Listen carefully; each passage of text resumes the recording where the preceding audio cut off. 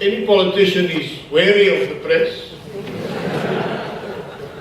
There's always between politicians, whether it's Afrikaans media or English media in our case, a sort of a tension. But both need each other. To communicate effectively, you need media which take you seriously and report on what you say. You have to take the criticism on your chin. My father, who was also a cabinet minister under 3 consecutive prime ministers, always used the expression to me, but if you criticize, don't stick out your chin, do what a boxer does, as you are hit, roll back. And then, when you've rolled back, then come forward and punch back.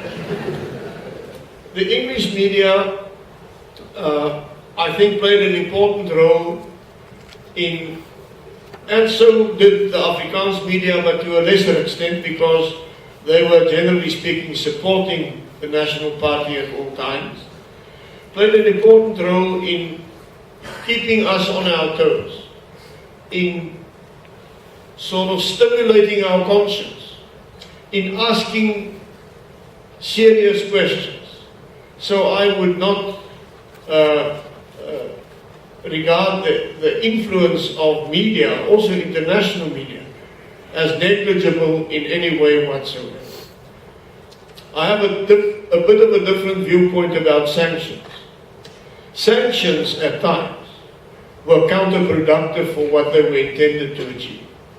Sanctions hurt black South Africans much more than it hurt white South Africans. Sanctions twisted our economy.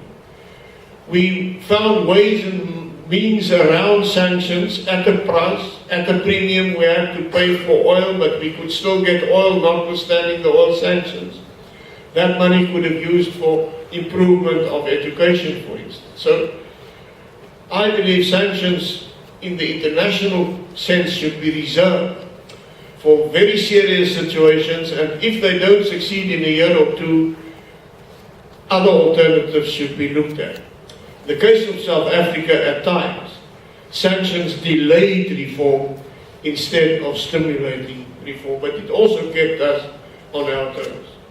The English media played, generally speaking, the responsible ones, played a good role. Some of them stoked revolution.